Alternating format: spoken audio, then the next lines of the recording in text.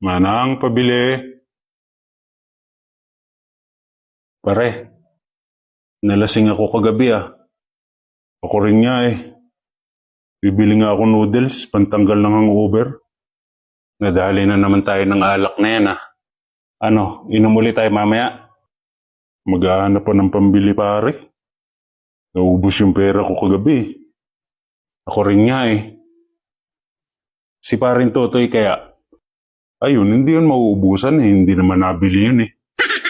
Kaya nga eh. Paano mamaya? Hindi wala. Bahala na. Di ba parang nabanggit ni parin Totoy kagabi na sweldo niya ngayon? Sana all. Oo nga no. Ano kaya maganda? Kaso hindi naman natin mauulukan bumili yun eh. May naisip ako pare. Ano yun pare? Kukunin na natin ang pambili ngayon pa lang. Paano? Basta mamaya pag dumating si paring Totoy, sumakay ka lang sa mga sasabihin ko. Ito na pala eh. Pare, puging-pugi ka ngayon ah. Sana all. Araw-araw naman pare. Pare ano, sumweldo ka na? Oo pare, kaninang umaga binigay ng boss ko. Pare, walang ya, lasing na lasing ka kagabi ah. Naalala mo pa yung mga nangyari kagabi? Hindi na nga pare, hindi ko nga alam kung paano ako nakauwi. Hindi ba binuhat ka namin? Tawa ng tawa nga yung boss mo eh, kasi buhat-buhat ka namin nung inihatid ka namin eh. Hindi mo talaga naalala? Hindi pare. Walang ya, ay wala akong kapira-pira ngayon. Inutang mo yung 1,000 ko kagabi.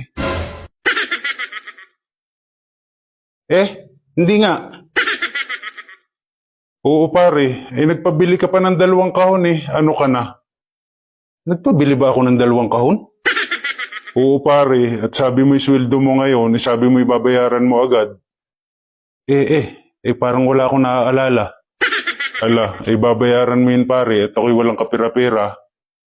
Ba't kasi pare nagpabili ka pa, mga lasing na nga tayo. Walang ya, ang ingay mo pa kagabi, kung ano-anong kinikwento mo. Anong kinukwento ko pare?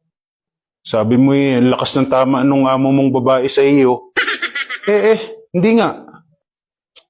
Nakakahiya. Talaga pare. Sabi mo kagabi, pinag-aagawan ka nung amo mong babae at saka nung katulong eh. Sana all. Talagang masama nga ang tama ko kagabi. Totoo ba yun pare? Ay hindi ah, lasing lang ako pare. Siya, sa sunod huwag ka magpapakalasing pare. Pag tayo lasing na, huwag ka na magpapabili. Pati naman ako'y inutangan mo, yun na nga lang ang pera ko eh. Siya pare, mamaya iaabot ko sa iyo. Ako lang inutusan ng boss ko at may bibilhin. Sige, puntahan mo ako sa bahay mamaya ha. Dalhin mo yung pera. Sige pare, tuloy na muna ako. Sige pare, ingat ka.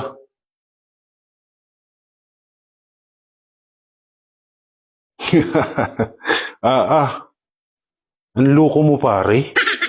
Sabi ko sa iyo pare, makukuha natin yung pambili mamaya eh. Oo nga ano.